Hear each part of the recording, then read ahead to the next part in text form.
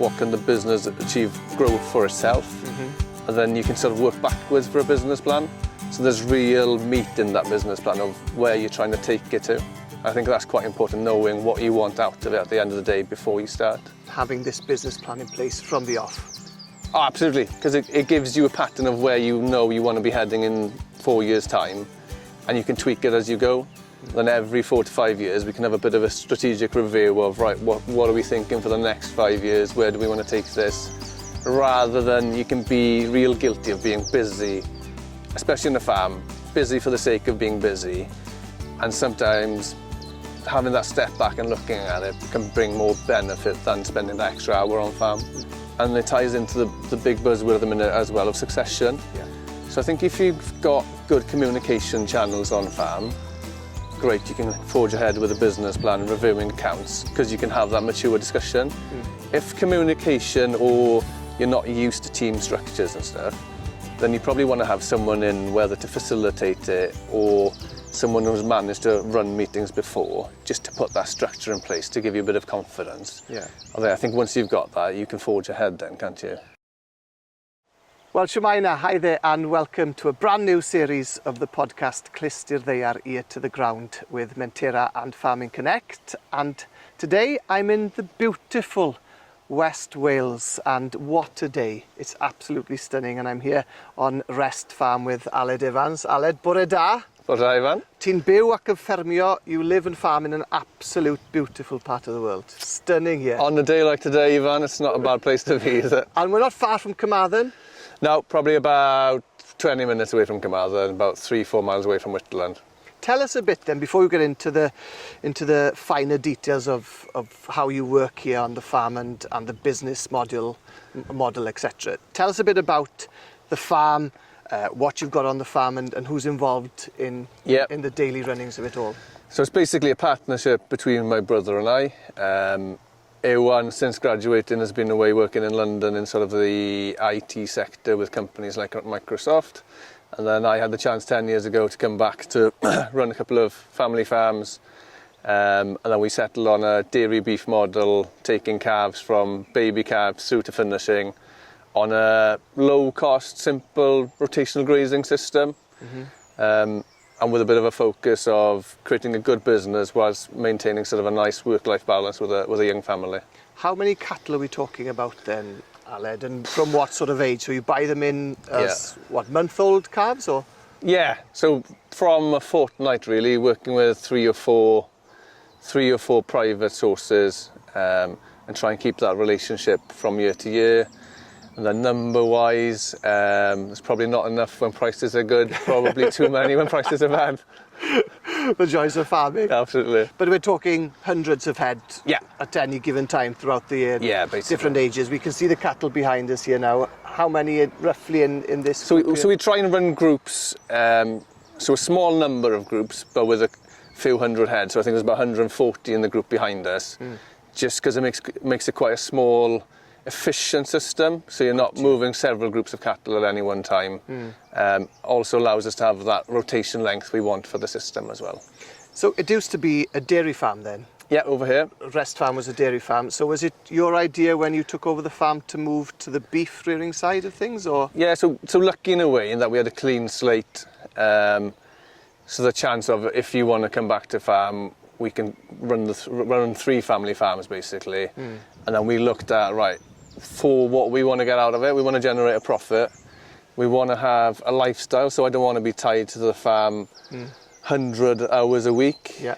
And we also want to sort of generate a surplus that if we want to make investments off farm or have the lifestyle that we desire, that it's a system that allows us to do that. So dairy beef basically allows us to have enough numbers to create enough of a margin per head or per hectare to give us that return that we want. But really fortunate in that having that blank piece of paper to start with, we could put a bit of work into creating something that we wanted to, rather than just coming into a family business and carrying on the same wheel, really, I suppose. That's very interesting. We'll come back to maybe some of that later on in the podcast.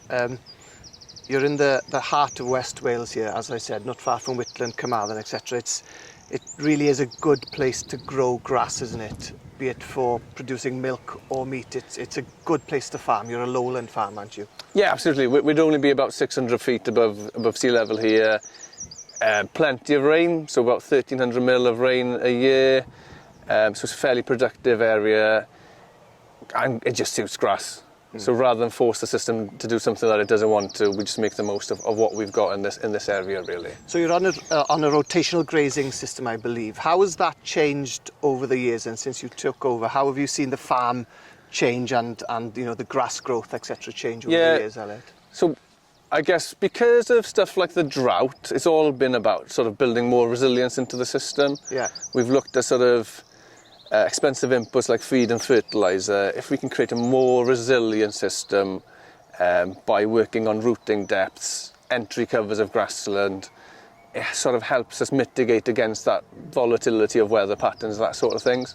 So it's now really quite a simple, boring system.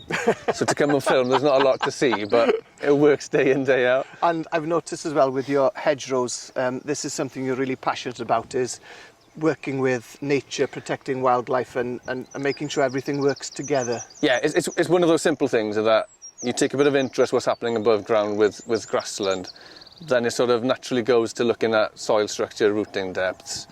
And because we record farmland birds and invertebrate count, stuff like that, with a young family, you sort of care a bit more about where food comes from and what type of food it is. So by tweaking our management of hedgerows, woodlands, seeing the positive impact we can have, it's quite a nice feel-good factor. And you can just hearing the birds on a nice day like this. Yeah. Superb, isn't it? It is, it really is. So you don't cut the hedgerows every year then? No, so there'd be 1 in 3 in rotation, and then we tend to let them get quite big and messy, bother some of the neighbours because they can't figure out why the hedges aren't nicely trimmed. But once you explain it to them, people take more of an interest in it. And I'm sure I almost said the sheep there, but I'm sure the cattle enjoy as well nibbling away at the hedgerows. Yeah, that's the one thing you notice, just the diversity of plants in there. Yeah. Yeah, they just absolutely love it. It's a good mix and a change from the grass maybe now and again, isn't it? Yeah. In this podcast, we want to try and focus mainly on a good business plan and how to go about creating a business plan and getting all of that in place, really. Am I right in saying you came to farming maybe from a farming background beforehand, or were you coming with fresh eyes to the farming Yes, I grew up on a family farm just outside Carmarthen, and then having been to Aberystwyth University and then going to work off farm for 10 years, I think it's just that ability to take a step back and think about what you really want to do, rather than fall into that pattern of just continuing what's always been done a little bit. So we've been really, really fortunate in that sense. And you and your brother are partners in the business now, and he works obviously in IT. So am I right in thinking that having somebody who's outside of the farming bubble, he kind of looks at things with a fresh pair of eyes? Has that helped you create your business plan, and how have you gone about it then, creating your business plan and business model? I think it's a little bit of, when you're outside of the farm day to day, you can cut that little emotional tie a little bit and it becomes a bit more commercial. And being in the sector that he's been in, very corporate, very outcome driven, it brings a harder edge to the business side of things. I think it also allows you to think a little bit then of, rather than just create a business plan for the sake of a business plan, it's what's our why? What do we want to achieve as individuals out of the business? What can the business achieve, grow for itself? And then you can sort of work backwards for a business plan. So there's real meat in that business plan of where you're trying to take it to. I think that's quite important, knowing what you want out of it at the end of the day before you start. So when did you sit down, you and your brother, and go, right, let's put a plan together, let's get some stuff down on black and white? Yeah, so it would have started probably in the year before we had the chance to take it on. So there's a 12 months of work in the background to think about what we want to achieve and how we want to go about it, rather than just doing it and sort of figuring it out as we go, kind of thing. Yeah. 10 years down the road. Yeah. Are you glad you did that? Has it paid off? Was it the right thing to do? Yeah, I absolutely love it, to be honest. Do you? Yeah. Monday mornings doesn't feel like a Monday morning anymore. It's not that dread of 9 o'clock thinking, you've got to go into the office. So I absolutely love it. And sometimes you've got to think a little bit. My brother will challenge on it. You can't just do something because of the love of it. There's got to be thought in the background, kind of thing. Yeah.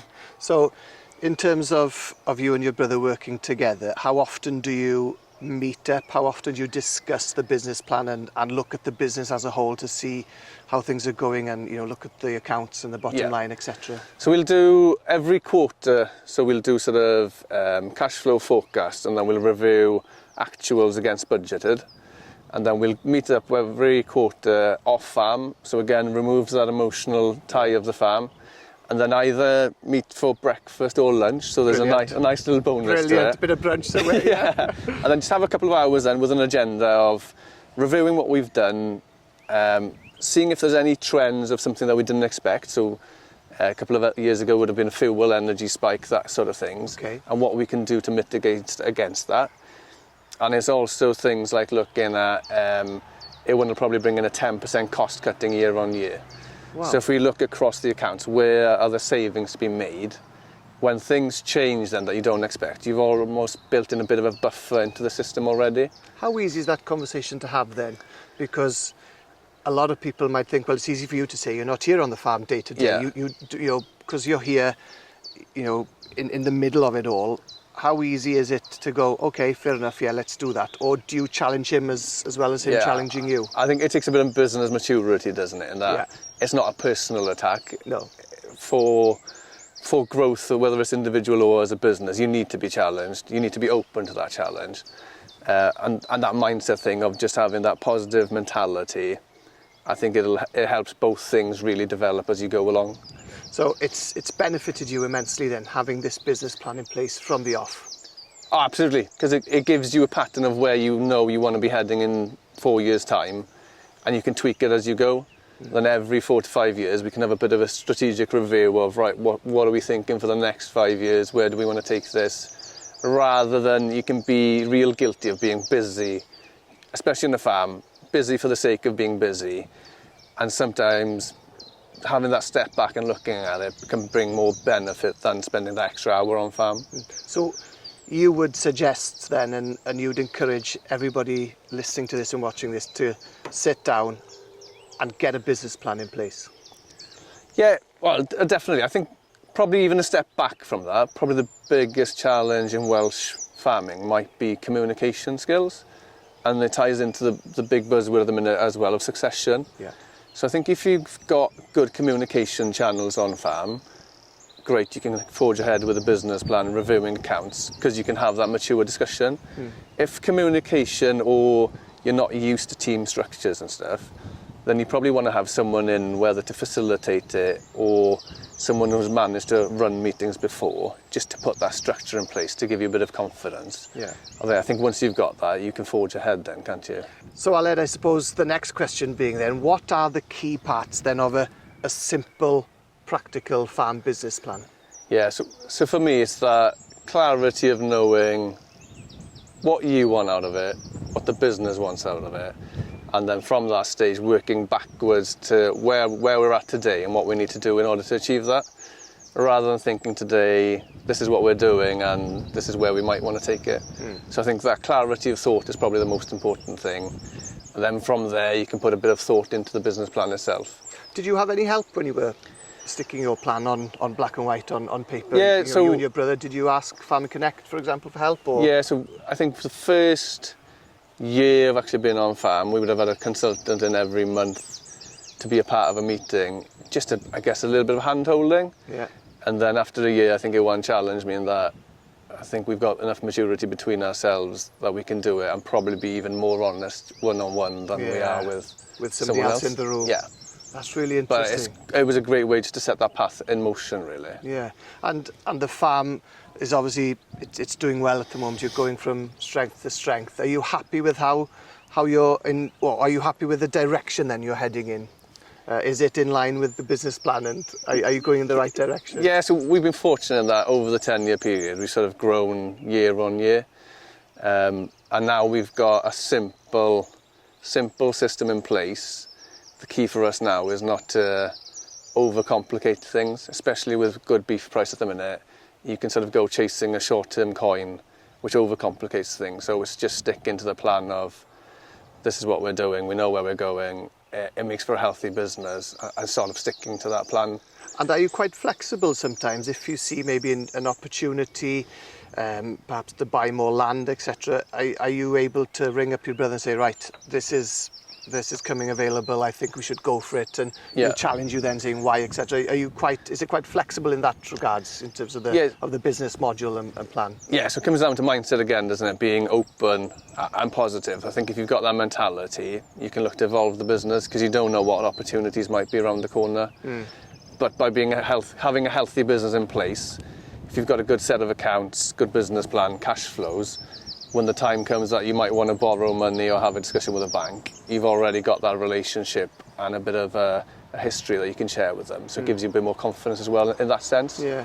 Do you think sometimes farmers look at a business plan and sitting down and getting a business plan in place, do you think they look at it as a waste of time sometimes and thinking, oh, I could be doing this on the farm, I could be doing a bit of fencing, rather than actually seeing the worth in having a good business plan? To be honest, I was doing the quarterly review last week. It was 22 degrees outside, the sun was out.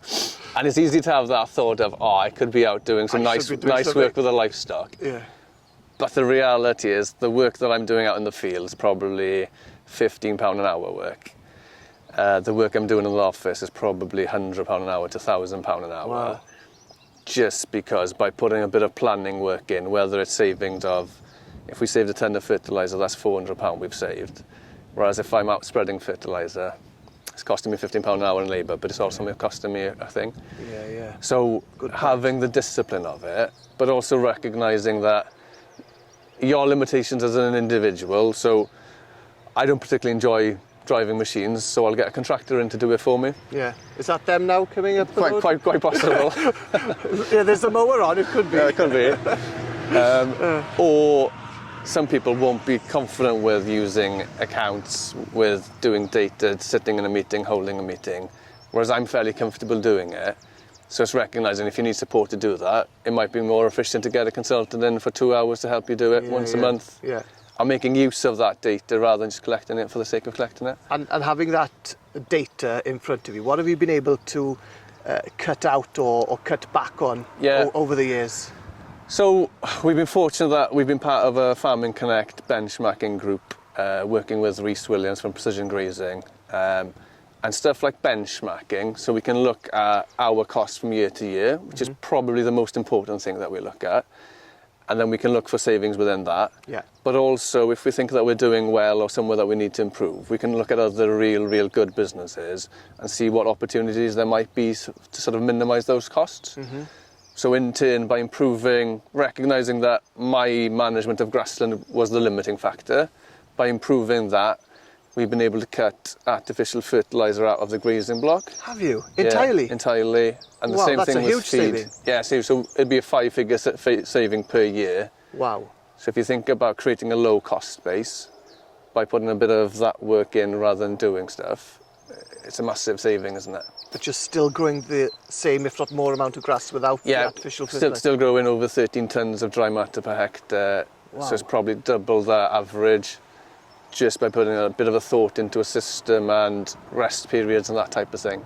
So would that be your biggest saving to date, perhaps, would be definitely the reduction in fertiliser usage? Yeah, just by investing in grazing infrastructure, there's not many things you'll get a return of investment in 1 year, is there? And that return keeps on coming every year after that. So quite a significant saving. Yeah. And it reduces that volatility. So a couple of years ago when fertiliser prices were spiking, we weren't as exposed to it.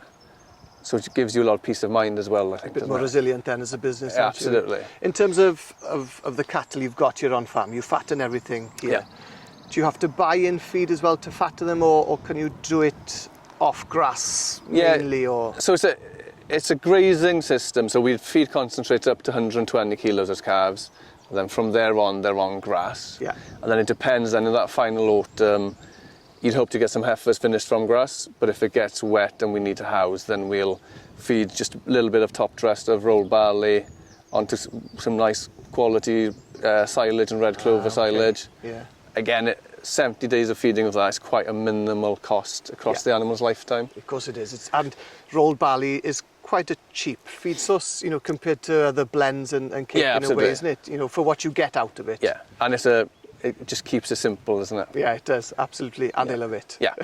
In terms of the apps and the technology available to farmers now then, in terms of doing accounts and business plans, do you use any specific apps or any software, particular software you use? So for me, I started out with an Excel spreadsheet, not because my brother worked for Microsoft. So I don't have to, but I worked with that.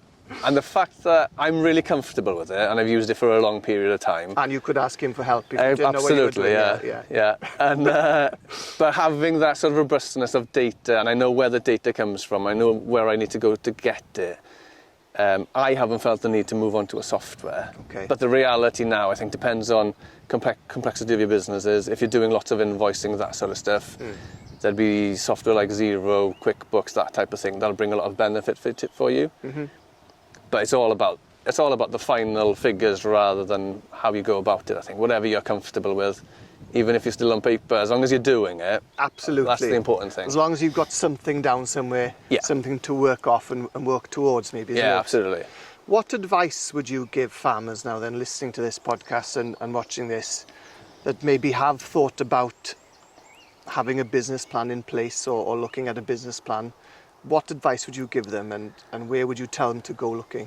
Yeah, it's a simple thing. I think you just need to start doing it. And if you haven't got the capability within yourself or you don't feel confident in doing it, you get that support in to help you go about it. So we're very fortunate in Wales, we've got Farming Connect to support that, whether through the use of consultants and that type of thing. But with such a volatile global market, you can see over the border in England with subsidies virtually disappearing overnight. Yeah. It becomes a very, very quick industry, and I think you've got to make quicker and quicker decisions, more pressure coming. So by having it in place now, I think it sets you up nicely for the future. Because we're at the stage now in Wales, aren't we, where we're not sure what's happening in the future with payments and stuff. Are you comfortable then, I should say, that the business plan you've got in place is a resilient one that can adapt to whatever comes in with the new schemes, etc.? Yeah, so we're all about controlling the controllables. I can't control the weather, I can't control Welsh Government, but I can create a low-cost system that gives us an opportunity to make the most out of market conditions or opportunities that arise. Mm-hmm. So that's the real important thing for me is if I focus on what I can control, the other stuff just goes on in the background a little bit. And you don't have to worry about that then? No, not to such a detail really, isn't it? No, exactly. And looking ahead to the future, 5 years, 10 years perhaps down the line, what's in your business plan? What have you got planned ahead? Yeah. And how do you see the business progressing in terms of numbers? Yeah, I can't tell you too much, Ifan, just to share, but it's that real thing of, in the meeting I was in on Monday night with Farming Connect, there were 10 key indicators of a successful entrepreneur, and one of them was simplicity of system. So one thing we've got to be really aware as a system now is we don't get greedy going chasing things. We keep it simple, keep doing what we're doing. Yeah. And then as time goes along, opportunities present themselves quite often when you least expect them. Whilst keeping in mind, we've got 3 key drivers as a business of profit, lifestyle and legacy. Kids are still young, they're only 8 and 5. Having that work-life balance and having the time to spend with them, massively important. Even if you end up with a black eye from paddleboarding on Sunday, but very important for me. And just that balance really. That helps you though when you're on having a tough day on the farm is knowing that you've got that family support and also having that, I suppose it's a release valve, isn't it, where you can just escape and go to the beach and have a bit of just have that quality family time. It's important, and having a good system in place allows you to do that. Yeah. And it's one of those things, when we look at opportunities, we'll probably have we'll put 5 options on the table, and option 5 will always be do nothing or change your career kind of thing, change the system. So you don't have to farm, but I farm because I absolutely love it. So it's a privilege really, and it's a great opportunity, and hopefully one that's there for future generations. But I try not to be all encompassing in it, because if things are bad and you're only concerned about the farm, it can be quite a dark place to be. Of course it can. So having that chance just to take the kids to the beach or take them swimming last night, I think that they love it. You get a lot of humour from kids as well, so it breaks the day up a little bit. Absolutely. So. And it's been really interesting for me to see how you and your brother work so well together as well as a partnership. and having a fresh pair of eyes look at things as well, and the maturity, as you mentioned it, the maturity to challenge each other as well on certain things. I think that's so important, but so refreshing to hear as well. Yeah, massively important. It's that as a business, it's probably a key strength in that you don't have many businesses, agricultural businesses, that'll have someone with such a corporate background. If I had to pay him for his time, I'd dread to think what it would be, but yeah, exactly. We try and make the most out of it. Yeah. And it also gives him a nice balance with a young family as well, to have the chance to come on farm, even if it's just for a walk around on a Saturday afternoon. So he still does help a bit then with the terms of the actual farming, not just... To be fair, he's covered one weekend for me about a fortnight ago. Oh, well, fair play, it all helps. It'll be the first one in 5 years, but he still did it. But you're smiling and you've got a great working relationship, and that's so important, isn't it? Yeah, no, I appreciate what he brings to the business. He can see what I'm doing on farm and what I bring into the business. So there's a mutual sort of respect. But still a nice brotherly relationship to go with it. Yeah, you need that. Yeah, absolutely. You need to be able to, have a bit of banter, have a bit of fun now and again, don't you? Yeah. Absolutely. Well, Aled, diolch yn fawr. It's been fascinating speaking to you, and hopefully this conversation, this podcast, will hopefully inspire and help others perhaps listening and watching to do the same as you've done here and get a business plan in place and look at the accounts and treat the farm as a business rather than a way of life. Yeah, absolutely. It's it gives you a lot of freedom by doing it. It's just a case of getting down to doing it and getting the support that you need to get started. Because if you can get the farm running as a business, a profitable business, the way of life side will look after itself. Yeah, and with mental pressures, it gives you a lot of peace of mind in that knowing when you've got a plan for something and actions that you can work towards. It breaks stuff like to-do lists, weekly plans. Everything just becomes a lot more easy, a lot more efficient, a lot of peace of mind. So yeah, I can't recommend it highly enough. So Aled, what are the main financial figures then, or records, shall we say, that you think farmers should be checking regularly on farm? Yeah. So I guess you've got the traditional ones are going to be profit, balance sheet. And they're reported, I guess, from a tax management perspective and for working with lenders such as banks. The challenge for me is that they're quite often in the past. There's something that's happened, although it gives us a nice flavour of the health of the business. I'm more often worried about what's coming in the future. Yeah. So cash flow forecasting is massive for us. And then also if we're looking at new enterprises or reviewing enterprises, we'd be looking at gross margins per enterprise, because it gives you a chance to look at something before you just end up in it and then trying to figure it out. You put a bit of thought in beforehand and then decide whether you need to be doing it or whether you stick to what you're doing already. So have you bought land, for example, then in the last 10 years, and have you expanded the business and put that into practice? Yeah, we have. We've been fortunate to buy some neighbouring land probably about 5 years ago, and it's basically that process of having a business plan. Cash flows is a big one because you need to be able to service that debt. And also a bit of a sight of where the business needs to go in order to satisfy what we want out of the business. Because it's just not a case of growing the business for the sake of the business. There's got to be a point for it. Yeah, absolutely. So they're the big ones. And then just reviewing that as we go and having key action plans in place for meeting that as we go as well. Where do you think farmers then unknowingly lose money throughout a year? Yes, it's a tough one because every farm's different. And then I think we've been fortunate being part of a really good financial benchmarking group. You can see different challenges at different parts of Wales, so whether it's topography, ground conditions, family structures, those types of things. But quite often and I know from our perspective, it's controlling costs. So if you get a real handle on costs, then it mitigates against a lot of other things. So benchmarking costs, I think, is huge, just to give you a bit of an insight into where there might be savings within the business. So even if you're benchmarking against yourself from one year to the next, you can see patterns quite often of where costs are building. Costs is the killer in a way, isn't it, for so many businesses? Yeah. You can try and minimise that and really scrutinise your costs. I think that's where you can make the bigger savings of all, really. And for us in West Wales, and even across Wales, you've got an opportunity to grow grass, which is one of the cheapest feeds out there. Yeah. So I think once you get a real handle on that, and I've become a bit of a wannabe Cardiff, and once you start saving money, It becomes a lot harder to spend and you always see a happy cardi, and now I know why. But like you said though, growing grass, that can become addictive, and we can do it here in West Wales. You know, we've got the rainfall, we've had beautiful weather of late, and you can see everything's growing flat out here. It's a great place to farm where we can do it. And we're lucky in Wales now. We've got lots of good discussion groups. Farming Connect do a lot of events on growing grass and infrastructure, that type of thing. So the knowledge base in Wales is really, really strong as well. Yeah, it really is.